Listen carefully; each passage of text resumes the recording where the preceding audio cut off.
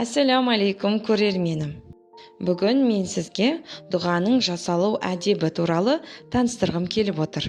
Алдымен арнама тіркеліп, лайк басып, комментарий қалдыра кетіңіз. Дұғаның жасалу әдебі. Аллахқа хамд айту, Мұхаммед саллаллаху алейхи уассалям салауат айту, истихфар айту, қажетіңізді сұрап дұға жасау.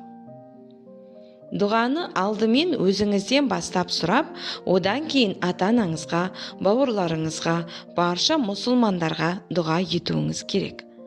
Дұғаны 3 қайтара қайталап сұрағаныңыз дұрыс. Соңында Аллахқа мадақ айтумен аяқтаңыз. Аллахқа мадақ айту.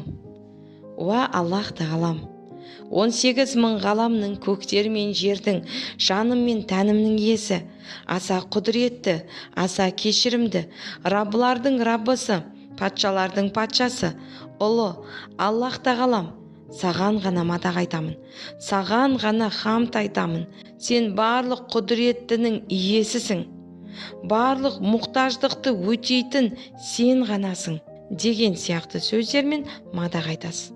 Пайғамбарымыз Мұхаммедке саллаллаху алейхи уассалям салауат айту. Салауаттың түрлері көп. Олардың арабшасын да, қазақшасын да айтсаңыз болады. Мысалы, намазда айтылатын Аллахумма солли аля Мұхаммадин уа аля али Мұхаммадин, немесе пайғамбарымыздың аты аталғанда оған Аллахтың игілігі мен сәлемі болсын деп айту.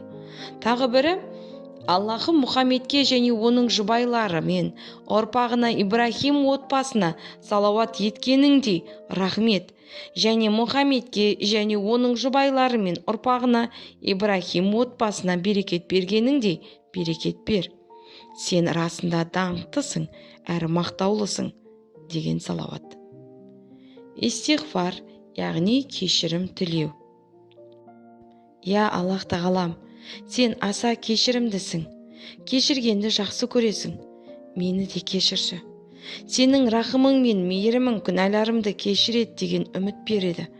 Менің бұрынғы және кейінгі істеген үлкен кіші, жасырын жария, біліп білмей істеген күнәларымның барлығын кешірші.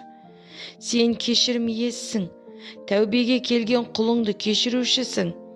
Істеген күнәларым, қателіктерім үшін қатты өкінемін. Менің ата-анамды, бауырларымның, жақындарымның, барша мұсылмандардың жасаған күнәлар болса кешірші.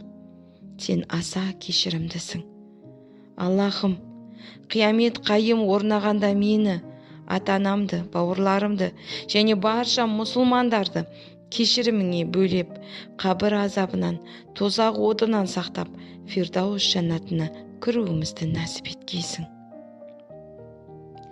Сондай-ақ өмірден өткен жақындарымның және барша мұсылмандардың мына дүниеде біліп білмей істеген жасырын жария, үлкен кіші күнәларының барлығын кешіре көр.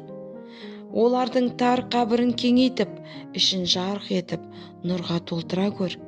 Ақыретте тозақтың азабынан сақтап, жәннатыңнан орын бере көр. Деп истихфар айтып болғаннан кейін өзіңіздің дүниелік ақыреттік қажеттіліктеріңізді сұрап дұға жасайсыз. Соңын Аллахқа деген мадақпен аяқтайсыз. Дұғаңыз қайтарылмай қабыл болатын пенделерден болыңыз, иншаллах.